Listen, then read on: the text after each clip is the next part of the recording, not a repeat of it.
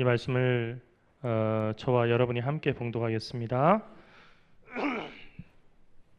그러므로 주 안에서 갇힌 내가 너희를 권하노니 너희가 부르심을 받은 일에 합당하게 행하여 모든 겸손과 온유로 하고 오래 참음으로 사랑 가운데서 서로 용납하고 평안의 매는 줄로 성령이 하나 되게 하신 것을 힘써 지키라. 아멘.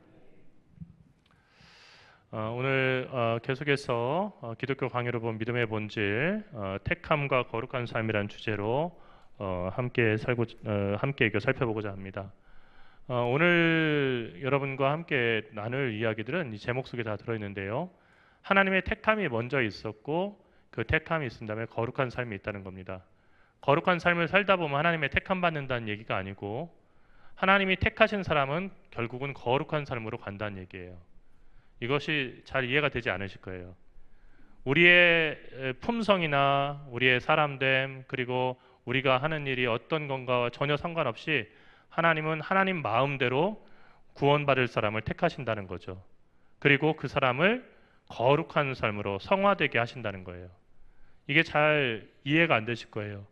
공정하게 하려면은 누가 더 열심히 신앙생활하고 누가 더 하나님께 많이 바치고 했냐 이것을 가지고서 평가한다면 그러면 객관적일 수 있을 텐데 하나님은 왜 그 객관적인 방법을 안 따르고 이렇게 구원받을 사람을 딱 택해놓고 그리고 그 사람을 거룩하게 만드는 거냐? 그러면 여태까지 노력한 사람들은 뭐냐? 하는데 이것은 성경에 비슷한 그런 고민들이 많이 있어요. 포도원 일꾼의 비유를 보게 되면 아침 새벽 일찍부터 와서 일한 사람이 있고 그리고 끝나기 1시간 전에 와서 일한 사람이 있는데 품삯은 늦게 온 사람부터 주는데 나중에 보니까 똑같아요. 그러니까 불공평하다고 항의해요. 그러니까 주인이 뭐라고 하죠? 내 것을 가지고 내가 내 마음대로 주는데 네가 상관할 게 뭐냐? 나는 나중 온 사람에게 먼저 주고 그리고 나중 온 사람에게 똑같이 주는 것이 내 뜻이다. 그런데 네가 왜 이것을 해라 마라 하느냐? 네가 네 몫을 가지고 그냥 가라. 내가 너한테 약속한 몫을 줄 테니까 이 사람들에 대해서 어떻게 주든지 그건 상관하지 말라는 거예요. 참 그렇지만은 우리가 이 켈빈의 기독교 강의의 핵심이라 할 수 있고 기독교 복음의 핵심이라고 할 수 있는 하나님의 선택에 관한 이야기를 듣지만 여전히 마음속에 잘 남지 않는 게 있죠. 이 선택, 하나님의 선택이라고 하는 것, 예정론이라고 하는 것의 핵심은 뭐냐면요. 인간의 공로, 인간의 수고, 인간이 했던 선행은 결코 인간을 구원하는데 단 1% 아니 0.00001%도 영향을 못 미친다는 거예요. 그러면 우리가 구원받고 천국 가는 것은 어떻게 이루어지는 겁니까? 오로지 하나님의 은총으로만 가는 거예요. 그리고 하나님이 선택하신 사람이 가는 거예요. 그러니까 내가 이렇게 살았으니 당연히 나는 천국 갈 수 있다라고 얘기할 수 있는 사람이 우리 가운데 없다는 거예요. 그것을 주장하는 그 순간 우리는 어떤 선언을 하는 거냐면요. 예수님은 쓸데없이 괜히 개죽음 당하셨네 라고 얘기하는 거예요. 나는 내 선행으로 천국 갈 수 있는데 예수님이 왜 십자가에 달려 죽으신단 말이야. 나는 충분히 내 의지로 선한 생활을 할 수 있는데 이 선언을 하는 거예요. 그런데 사실은 알고 보면은 우리는 누구도 선한 행실을 자기가 알아서 할 수 있는 사람이 없어요. 우리 안에는 이미 죄로 오염되어 있어서 어떤 사람도 구원받을 수 없다는 거예요. 그리고 하나님이 선택하신 사람이 우리 중에 나은 사람일 것이다. 그 중에 나은 사람을 하나님이 선택하셨을 것이다. 그리고 공적을 행할 수 있는 사람을 선택하셨을 것이다 하는 생각도 인간의 오만한 생각이에요. 사람은 아무것도 할 수 없어요. 저는 이 사실을 설명하기 위해서 제가 여러분에게 여러 번 말씀드렸던 지금도 이름이 잃어버리지 않았는데 김영미 선생님과 노양숙 선생님의 이야기를 제가 또 반복해서 얘기하고 싶어요. 제가 중학교 때 미술 선생님이 일주일에 2시간 들어왔었는데 1시간은 김영미 선생님이 들어오셨고 그리고 1시간은 음악이 전공이고 부전공이 미술인 노양숙 선생님이 들어오셨어요. 노양숙 선생님은 아가씨였고 되게 얼굴도 예쁜 선생님이어서 학생들에게 인기가 정말 많았어요. 그런데 미술 시간에 중학교 들어가서 첫 번째 미술 시간에 뭘 하게 되냐면 정물화를 그리게 됐어요.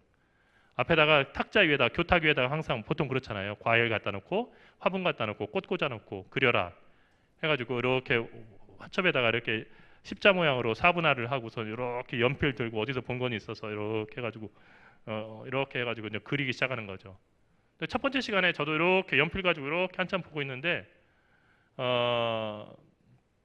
김영민 선생님이 오셨어요. 그러더니 야 이렇게 해서 이게 아니고 이렇게 드는 거고 스케치는 이쪽부터 이렇게 하는 거야 하면서 연필로 열심히 그리셨어요. 그러다 보니까 이제 어느 정도 모양이 이렇게 됐어요. 그다음 이제 다른 아이들 지도하러 이렇게 가셨어요. 그래서 이렇게 선생님이 그리신 것을 이렇게 가만히 이렇게 보고 있었는데 다시 오시더니 야 여기다 음영도 좀 넣어야지. 그러더니 자기가 막 또 저기 음영을 넣는 거예요. 그 다음 시간이 됐어요. 노양수 선생님이 들어오셨어요. 자 지난 시간에 스케치한 거 좀 다 꺼내봐. 다 꺼냈는데 이게 지나가면서 이렇게 보시다가 너 감각 있다. 하고서는 제 옆에 쓰셨어요. 야, 너 감각인데? 근데 이거는 약간 이런 부분을 이렇게 수정해서 그리는 게 좋아. 그랬더니 이렇게 또 수정하셨어요.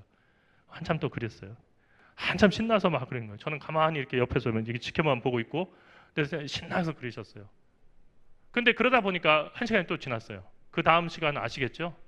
그 다음 시간에 김영민 선생님 들어오더니 야 스케치 너무 잘했는데 여기다 색칠을 해야 되는데 근데 저도 이제 물감을 풀고 이제 칠하려고 하는데 저는 한 번 찍어보지도 않았는데 그 선생님이 자 이건 이렇게 해서 이거 수채화는 처음부터 진하게 가는 게 아니야. 그래서 겹쳐야 돼. 그래서 막 저기 하더니 자기 열심히 막 기초 저기를 그리는 거예요. 그래서 그래 이렇게 되고 됐어. 이거 너 계속 해라 하고선 가셨는데 한참 있다가 다시 돌아오시더니 자기가 하신 걸 기억을 못 하는 거예요. 그랬더니 야 이 부분은 이렇게 저기 하면 더 좋을 텐데 하고 막 또 칠하셨어요. 그 다음엔 아시겠죠? 노양수 선생님들에서 감탄하셨어요. 너 소질 있구나. 너 미술을 전공하는 게 어떠니? 막 열심히 칠하셨어요. 그 다음에는 김영민 선생님도 칠하셨어요. 저는 정말 단 한 번도 연필을 갖다가 그어보거나 붓을 칠해본 적이 없어요. 그런데 마지막 시간에 김영민 선생님이 다 칠하시더니 야 신장군 너 그림 돼.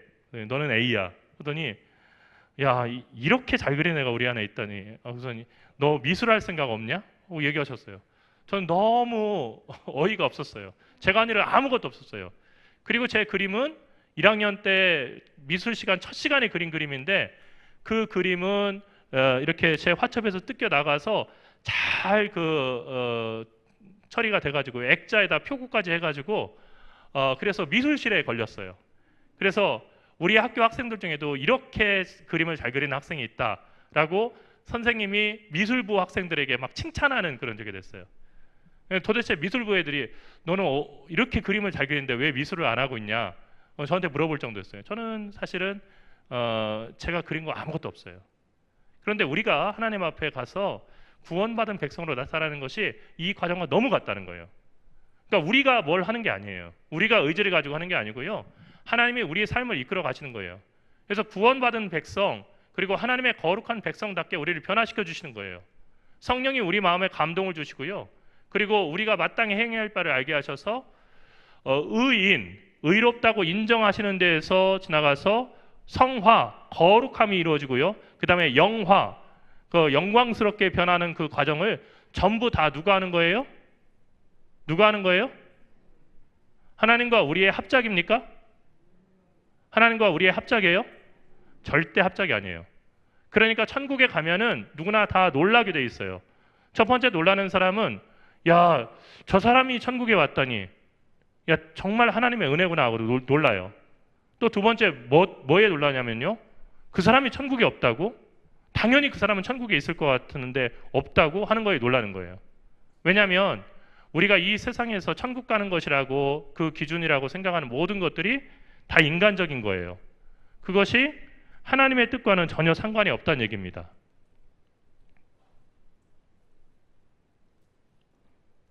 이게 되네요. 그래서 예정론이라고 하는 것은 어떤 사람에게는 하나님이 구원하시기로 예정을 해놓으셨고 어떤 사람은 하나님께서 정말로 영벌을 받도록 예정하셨다 하는 건데 사실 이것은 우리 인간의 이성으로서는 이해되는 부분이 아니고 하나님의 은총으로서만 우리가 구원받을 수 있다 하는 점을 생각할 때 우리가 막연하게나마 이해를 할 수 있는 거죠. 여기 잠깐만요. 뒤로 가면 네. 그러니까 하나님의 선택은 우리가 알 수 있는 기준으로 되는 게 아니에요. 다 비슷한 사람인데 어떤 사람은 구원하여 주시고 어떤 사람은 영벌에 이르게 하시는데 그 결정은 하나님에게만 있다는 겁니다. 잘 안 넘어가네요. 근데 어떤 사람을 영생으로 인도하신다는 것은 하나님이 미리 아시니까 저 사람은 이렇게 놔두면 몇 년도에는 이렇게 선한 일을 하고 몇 년도가 되면 이렇게 의로운 사람이 되어서 구원받기 합당한 사람이 될 거야 라고 예측하셨기 때문에 그 사람을 선택하신 것이 아니고 정말로 이렇게 아무리 노력해도 희망이 없을 것 같은 그런 사람이라 할지라도 하나님은 은총으로 선택하신다는 거예요. 그래서 아무 희망이 없는 그 사람을 정말로 하나님의 자녀 삼으시고 하나님의 백성 삼으신다는 거죠. 그러니까 예정론의 핵심은 하나님의 은혜예요. 은혜가 모든 것을 이끌어 가신다는 거죠. 출애굽기 33장 19절의 말씀에 보면 나는 은혜 베풀 자에게 은혜를 베풀고 긍휼히 여길 자에게 긍휼을 베푸느니라 라고 말씀하셨어요. 하나님께서 모세에게 하신 말씀이죠. 하나님은 자기가 원하시는 사람에게 자기가 주고 싶은 은혜를 거저 베푸심에 있어서 항상 자유로우셨다라고 켈빈은 얘기해요. 그러니까 하나님은 자유롭게 자기가 은총 베풀 사람을 선택하시는 것이지 인간의 어떤 자격을 보고 하는 게 아니라는 거예요. 그런데 그래도 선하게 사는 사람, 신앙생활하는 사람을 우선적으로 줘야 되는 거 아닙니까? 하는 인간의 생각 속에는 내가 그래도 다른 사람들보다는 구원받을 만하지 하는 오만함이 숨어 있는 거예요. 그러니까 사람은 자기의 실력으로는 그리고 자기의 노력으로는 단 한 사람도 구원받을 만한 사람이 없는 거예요. 그러니까 하나님의 은혜라고 하는 것은요, 모든 사람이 다 죄를 범했으며 사망에 이를 수밖에 없었는데, 그런데 그 사람 가운데 이미 죽은 사람들 가운데서 소수의 사람들을 살려내시고 하나님의 자녀 삼으시고 하나님의 백성으로 그렇게 거룩하게 변화시켜 주시는 것이 하나님의 은총이라는 거죠. 그러니까 하나님의 이 선택은 하나님의 탁월한 지혜와 그리고 무한한 자비, 그 사랑에 의해서만 이루어지는 거예요. 사람 안에는 그런 탁월함을 감당할 능력이 없어요. 그래서 에베소서 1장 4절의 말씀에 보면 곧 창세전에 그리스도 안에서 우리를 택하사 우리로 사랑 안에서 그 앞에 거룩하고 흠이 없게 하시려고. 그러니까 하나님의 선택은 언제 이루어졌냐면 창세전에 이루어졌대요. 세상을 창조하시기 전에 이미 구원받을 사람들을 택하셔서 그리고 그 하나님의 사랑, 예수 그리스도를 통해서 나타난 사랑 안에서 그분 안에 거룩하고 흠이 없는 백성이 되도록 우리를 이끌어 가신다는 거예요. 그러니까 하나님은 어떤 사람이 거룩하게 될지, 어떤 사람이 구원받을 만한 자격을 갖출지를 미리 아시고 그 사람을 선택하신 것이 아니라 그리스도 안에서 무조건적으로 은혜를 베푸실 것을 미리 아시고 은혜를 베풀어서 변화시킬 것을 아시면서 사람을 선택하신 거예요. 그러니까 아무리 자격 없는 사람이라 할지라도 하나님이 은혜를 베풀어 주시고 이 사람을 구원하겠다라고 얘기하면 그러면 어떤 것도 그 사람을 정죄하고 그 사람을 막을 수가 없다는 거죠. 그런데 우리는 자주 이렇게 착각하게 돼요. 닭이 먼저냐 계란이 먼저냐 하는 얘기, 어렸을 때 이렇게 친구들하고 싸우기 시작하면 끝이 없죠. 계란이 없으면 닭이 어디서 나온다는 얘기야. 그러니까 계란이 먼저지. 그 계란은 누가 나왔어? 그냥 뭐 난데없이 계란이 나왔어? 어미닭이 있으니까 계란 났을 거 아니야. 닭이 먼저야. 뭐 이게 돌고 돌다 보면은 끝이 없는 얘기예요. 밤새 얘기해도 닭이 먼저냐 계란이 먼저냐 하는 거죠. 근데 이것을 인과의 오류라고 해요. 사람에게 있어서 모든 덕성이라고 하는 것, 이것은 사람이 구원을 받을 만한 조건이 아니고 이 사람은 이런 덕성이 있으니까 구원받을 만합니다 할 수 있는 것이 아니라 하나님이 선택한 결과예요. 그러니까 무슨 얘기냐면요, 하나님이 선택하시게 되면 그 사람은 다른 사람과 다른 열매를 맺게 돼 있어요. 제가 거듭 말씀드렸잖아요. 사과나무도요, 사과 씨를 심어서는 우리가 아는 그런 사과가 안 열려요.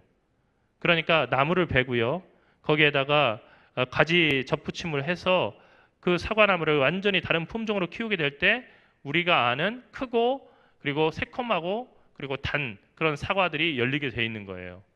감도요, 감 씨를 그대로 심어가지고는 우리가 아는 그런 감이 열리지 않아요. 어떻게 되냐면 그 감 전에 고염이라고 하는 그 나무에다가 감나무 줄기를 접붙여 가지고 고염의 그 아주 달콤한 그 맛을 갖다가 품은 그런 당도가 높은 그 감을 만드는 거예요. 그래서 모든 감나무들, 여러분들이 감을 갖다 시골에 가서 딸 때 정말 감이 제대로 크게 열린다는 그 감나무들 보면은 밑둥에 보면 접붙인 자국이 있어요. 아, 얘는 원래 이 감나무 줄기가 아니구나 하는 것을 껍질을 보면 알 수가 있어요. 밑에 뿌리 위에 그 저기 줄기를 보면 접붙였다는 게 나타나는 거예요. 그러니까 사람도 역시 마찬가지인데요. 하나님이 선택하신 결과로 거룩해지는 것이지 거룩하기 때문에 하나님이 선택하시는 것은 아니라는 거예요. 그러니까 자랑할 거 있어요, 없어요? 자랑할 거 있어요, 없어요? 없어요. 그러니까 깨닫고 알고 나면요, 나를 대단하게 생각하는 것 그거 내려놓을 수밖에 없어요. 아, 내 노력과 수고로는 아무것도 할 수 없구나. 그걸 깨닫게 될 때 하나님의 은혜가 참으로 큽니다 하고 감격하고 살아가는 거예요. 그러니까 하나님은 그런 사람을 원하세요. 마음이 가난한 자는 복이 있나니가 바로 그런 뜻이에요. 그러니까 우리 그냥 가난하면은 다 천국 간다는 얘기가 아니고요. 이렇게 딱 해서 중상층 이하는 뭐 천국 가고 그 이상은 천국 못 간다는 그런 얘기가 아니고 마음이 가난한 사람이에요. 마음이 가난한 사람은 어떤 사람이에요? 자랑거리가 없는 사람이에요. 자부할 게 없는 거예요. 저는 아무것도 못합니다. 주님만이 하실 수 있습니다. 주님께 맡깁니다 하는 이 사람만이 구원받을 수 있다는 거예요. 그래서 구원의 문제에 관해서는 우리가 자부할 것도 없고 자랑할 것도 없다는 얘기예요. 그러니까 선택과 거룩한 삶이라고 하는 것은 이 순서를 꼬이게 되면은 완전히 성경의 메시지와는 다른 이해를 가지고 바리새적인 삶을 살게 되는데, 거룩한 삶이 하나님의 선택의 원인이 아니라, 무슨 얘기예요? 우리가 거룩한 삶을 살았어요. 노력해서. 그 결과 하나님의 선택을 받는 것이 아니라 하나님의 선택이 거룩한 삶의 원인이 된다.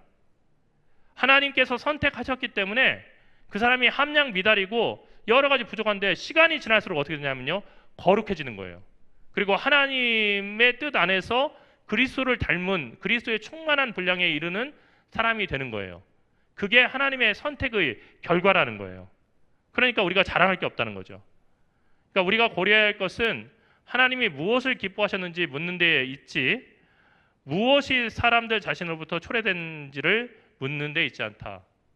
그러니까 하나님이 기뻐하시는 게 뭐냐, 하나님이 무엇을 기뻐하셨냐, 이걸 물어야 되지, 사람이 한 어떤 행위 가운데서 그것이 하나님을 기쁘시게 했는가, 이것을 물어볼 필요가 없다는 거예요. 로마서 9장 16절에서 사도 바울이 이에 대해서 명확하게 얘기한대요. 그런즉 원하는 자로 말미암도 아니요, 다른 박제를 하는 자, 그러니까 노력하는 사람으로 말미암도 아니고 오직 긍휼히 여기시는 하나님으로 말미암느니라. 아멘. 예, 우리를 긍휼히 여겨주시는 하나님의 그 은총이 있기 때문에 우리가 하나님께 의롭다함을 받고 구원받고 그리고 성화를 통해서 거룩한 사람이 되는 거지, 간절히 원하는 사람 순으로 해가지고 저 사람은 저렇게 애걸복걸하고 이렇게 구원해달라니까 저 사람을 구원해야겠다 이렇게 하는 거 아니고, 저 사람은 열심히 노력하네, 수고의 상을 줘야겠네 해서 그 사람을 하는 게 아니라는 거예요. 그러니까 구원받은 사람은요, 자격이 없는 사람이 구원을 받는 거예요. 여러분, 제가 미술 시간 얘기해드렸잖아요 방금. 미술실에서 열심히 그리는 미술부 학생들이 있었단 말이에요. 열심히 정말로 선생님 눈에 들기 위해서 노력을 하고 그림을 매일같이 그리는 학생들이 있었는데 그 학생들의 그림이 그렇게 붙지 못했어요. 저는 뭐 했어요? 가만히 있었어요. 그런데 어떻게 했어요? 감탄을 자아냈어요. 야, 너 진짜 소질 있다. 미술을 앞으로는 미술해야 돼. 두 선생님이 인정해 준 사람이란 말이에요. 예? 그런데 제가 한 일이 하나라도 있다고요? 없어요. 액자값이라도 내라고 했을까요? 야, 네 그림 그 미술실에 붙으니까 너 부모님께 말해서 액자값 15,000원 가져와. 없었어요. 선생님이 돈 내가지고 액자에다 넣어가지고요, 제가 3학년 됐을 때도 그 그림이 붙어 있었어요. 그래서 우리 학교 학생이 이렇게 그림을 잘 그린다고 자랑하는, 그래서 미술부 학생들에게 들어올 때 나올 때 보면서 저렇게 신장근처럼 저렇게 그림을 잘 그려야 된다. 예. 근데 제가 한 일이 아무것도 없다니까요. 그러니까 우리가 구원받는 것이 다 이런 식이에요. 우리 안에서 나온 것이 아니고 하나님이 기뻐하신 거예요. 마치 전혀 이렇게 스케치 하나도 못한 제 옆에 와가지고 야 이거 아직 스케치 안 했어? 이렇게 해야 되는데 하고서 선생님이 그냥 알아서 이렇게 그림을 그려주신 것처럼 정말로 우리는 자격이 없지만 우리 곁에 오셔가지고 야 내가 너를 구원하기로 내가 선택했다. 내가 선택했으니까 너를 거룩하게 내가 변화시킬 거야. 이제는 나한테 맡겨라 하고 우리 삶을 이끌어 가신 거예요. 그러니까 얼마나 그게 큰 은혜예요. 이것은 값없는 선택이라고 해요. 값없는 선택이라는 것은 사실은 가치 없는 싸구려 치프한 그런 선택이라는 뜻이 아니고요. priceless예요. 값으로 매길 수가 없어요. 너무 귀한 선택이에요. 하나님은 그냥 두면 멸망에 이르게 됐을 사람들 중에서 그게 바로 저와 여러분이에요. 그 사람들 가운데서 소수의 사람에게 은혜를 베푸셔서 자기의 저주와 진노와 영원한 죽음으로부터 그들을 구원하여 내신다. 할렐루야. 할렐루야. 그래서 사도 바울은 자신의 목회 예정 가운데 보낸 목회 서신 가운데서 후반부에 해당되는 에베소 감옥에서 보낸 에베소 교인들에게 보낸 그 편지에서 어떻게 했냐면요. 너희는 은혜에 의하여 믿음으로 말미암아 구원을 받았으니 이것은 너희에게서 난 것이 아니요 하나님의 선물이라라고 얘기했어요. 또 행위에서 난 것이 아니니 이는 누구든지 자랑하지 못하게 하려 함이라. 우리가 구원받았는데 아무도 자랑하면 안 된대요. 자랑할 자격이 없대요. 왜냐하면 우리의 행위에서 난 것이 아니에요. 그러면 우리가 어떻게 구원받았냐면요. 믿음으로 말미암아 구원받았는데 그러면 내가 교회 다니기로 결단하고 세례받고 내가 열심히 믿음 생활하고 예배도 참석하고 노력한 건 어디가 있어. 그런데 그 앞에 말이 중요한 거예요. 이게 사도 바울의 어떻게 보면은 신학적인 결론이었어요. 그 믿음 생긴 거 네 노력 아니야. 하나님이 은혜를 베풀어 주셔서 내게 믿음 주신 거야. 믿음은 하나님의 선물이야. 그러니까 네가 자랑할 거 아무것도 없어. 네가 대단해서 남다르게 나 오늘부터 믿음 가져야겠네 하고 노력해서 가진 게 아니고 에베소 교인들 너희들 모두가 다 하나님이 은혜 베풀어 주셨기 때문에 죽을 자 가운데서 그리고 죄인들 가운데서 하나님의 자녀로 선택받고 거룩함을 향해서 예수 그리스도를 본받아서 변화돼 가고 있는 거야. 이 이야기를 사도 바울은 얘기하고 싶었던 거예요.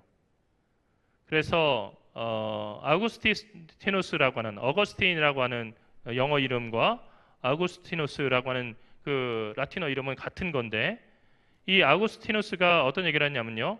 선택받기에 합당한 자를 발견하시려는 것이 아니라 만드시려 하시는 것이다. 그러니까 하나님은 누가 자격이 있냐를 이렇게 보시는 게 아니고요. 마치 김영미 선생님과 노양수 선생님이 걸작을 만들기 위해서 서로 협력해가지고 손 하나 깜빡하지 않던 제 책상에 와가지고 그림 다 그리고 A 플러스 주시고 그리고 그 그림 갖다가 자기 돈 내서 액자에다 넣어서 넣고 야 신장근이 이렇게 그림 잘 그려 라고 홍보까지 해주셨던 것처럼 선택받기에 합당한 내가 기초를 잘 그리고 있으니까 막 대단하다 한 게 아니고요. 하나님께서 정말 모든 것을 해주시고 우리를 만들어 가신다는 거예요. 그게 하나님의 선택이라는 거예요. 요한복음 15장 16절에서는 예수님께서 이러한 그 하나님의 선택을 우리에게 쉽게 설명할 수 있는 말을 해주셨죠. 너희가 나를 선택한 것이 아니요 내가 너희를 택하여 세웠나니 우리가 하나님 선택한 거 아니라는 거예요. 우리가 주님 선택한 거 아니라는 거죠. 이는 너희로 가서 열매를 맺게 하고 또 너희 열매가 항상 있게 하여 내 이름으로 아버지께 무엇을 구하든지 다 받게 하려 함이라. 우리가 예수님 영접한다 하니까 우리가 마음 굳게 닫아놨다가 인심 쓰면서 그래 오늘부터 그냥 내 안에 들어와서 주님이라고 이렇게 하세요. 내가 방 하나 내드릴게요. 상당히 인심 쓰는 것 같은데 그런 게 아니라는 거예요. 우리가 하나님을 선택하는 것이 아니라 하나님께서 예수 그리스도를 통해서 우리를 선택하셨다는 거죠. 그러니까 하나님의 선택이 있었기 때문에 우리 마음을 감동시키셔서 성령이 우리 마음을 감동시키셔서 하나님의 말씀에 귀를 기울이게 하시고 그리고 하나님의 그 사랑을 깨달아 알 수 있도록 하셨다는 거예요. 여러분 이 사진은 어떤 사진이냐면요. 여기 이렇게 막대기가 있잖아요. 계급장에. 이거는 사관생도 3학년짜리 학생이에요. 3학년짜리가 이제 1학년 가입교한 그 육사 가입교 겨울철에 이렇게 하거든요. 이제 가입교가 끝났죠. 그래서 이제 1학년쯤 됐어요. 그 학생들 군사훈련 받을 때 지도해 주는 거예요. 이때도 많이 떨어져 나가요. 여기 불합격하면 육사에 합격했더라도 그냥 집으로 가야 돼요. 좀 어색하잖아요. 여기 3학년 선배는 2년 먼저 들어와 있었던 것 뿐이에요. 그런데 보면은 수염발도 있고 상당히 막 나이가 좀 꽤 든 대위 정도 된 줄 알았는데 계급장 보니까 소위도 아니고 생도 3학년 그 계급장에 달려 있는 거예요. 막 격리하는 거 이렇게 붙잡아 주는 거죠. 하지만 시간이 지나면 어떻게 되냐면요. 4년지가 되면 이렇게 월숙한 그냥 육군 장교, 엘리트 장교가 돼가지고 나가요. 이때 모습과 이때 모습은 너무 달라요. 그런데 받아놓고요. 그리고 이렇게 변화시켜 나가는 거예요. 생도답게 그리고 장교답게 변화시켜서 딱 서 있는 모습만 봐도 군인이구나 하는 것을 느낄 수 있게 이렇게 훈련을 시켜서 4년 뒤에는 장교를 만드는 거예요. 그래서 사관학교에는 그런 얘기를 많이 해요. 장교는 태어나는 것이 아니라 만들어지는 것이다. 장교로 태어나는 것이 아니고 교육을 받음으로써 장교가 되는 거다. 그래서 장교다운 말 그리고 장교다운 걸음걸이 장교다운 옷 매무새 이런 모든 것들을 훈련받고 이렇게 연약했던 그리고 어리숙했던 1학년 학생이 4학년 졸업하고 올해 2월 마지막 날에도 인관식을 이렇게 했는데 인관식 할 때는 이렇게 깔끔하게 변하는 거예요. 하나님의 선택도 역시 마찬가지죠. 하나님이 우리에게 긍휼을 베푸시는 것은 왜 그러냐면 그냥 긍휼을 베푸시고 싶어서예요. 우리가 잘해서 아니에요. 우리가 남들보다 더 이쁜 짓 많이 해서 그런 거 아니에요. 우리가 다른 사람보다 의로워서가 아니에요. 우리를 하나님의 자녀로 삼으시고 구원의 도에 귀를 열게 하시고 믿음을 갖게 하신 것은 하나님이 그러고 싶어서예요.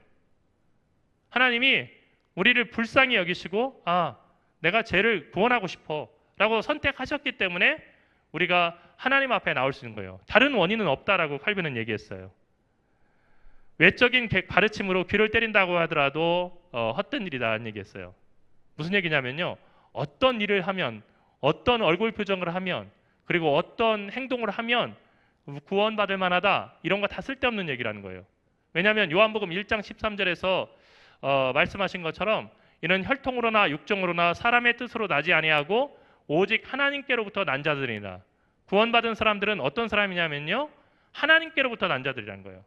하나님은 어떤 사람을 구원하시냐면 자기가 원하시는 그런 사람들만을 구원하신다는 거예요. 로마서 9장 18절에서 사도 바울도 이 이야기를 다시 표현하죠.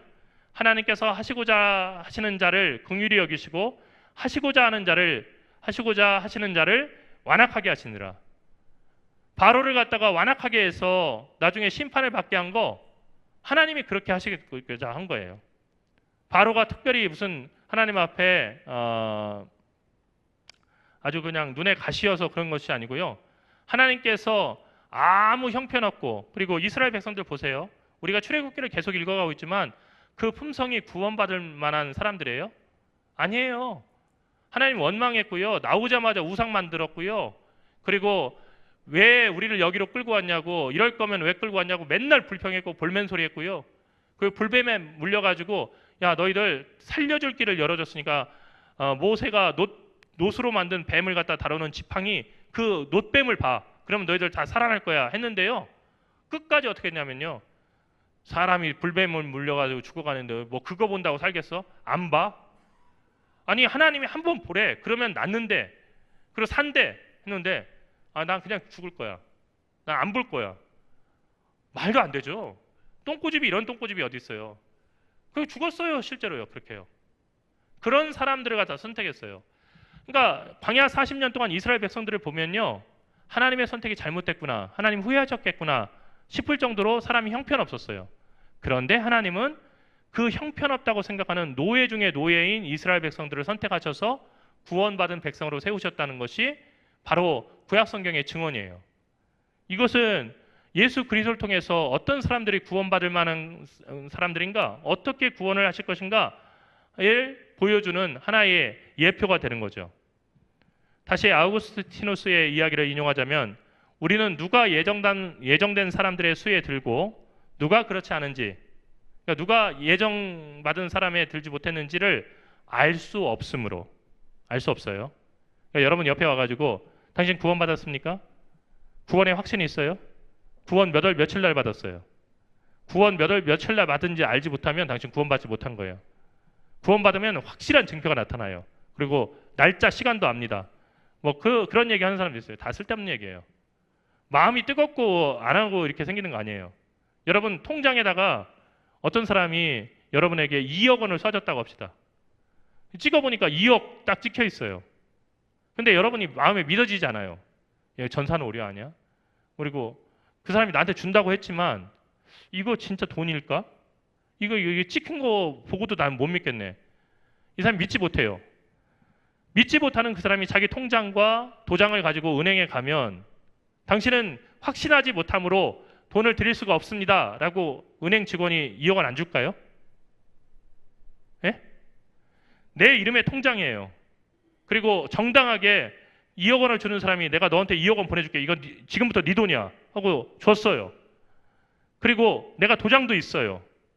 그런데 내가 확신하지 못해요. 확신하지 못하니까 당신은 통장에 2억 원이 있지만 확신하지 못함으로 당신은 이 돈을 드릴 수가 없습니다 라고 은행 직원이 얘기할까요? 아니에요. 그건 우리의 확신의 문제와 상관이 없는 거예요. 뭐가 얘기하고 있는 거예요?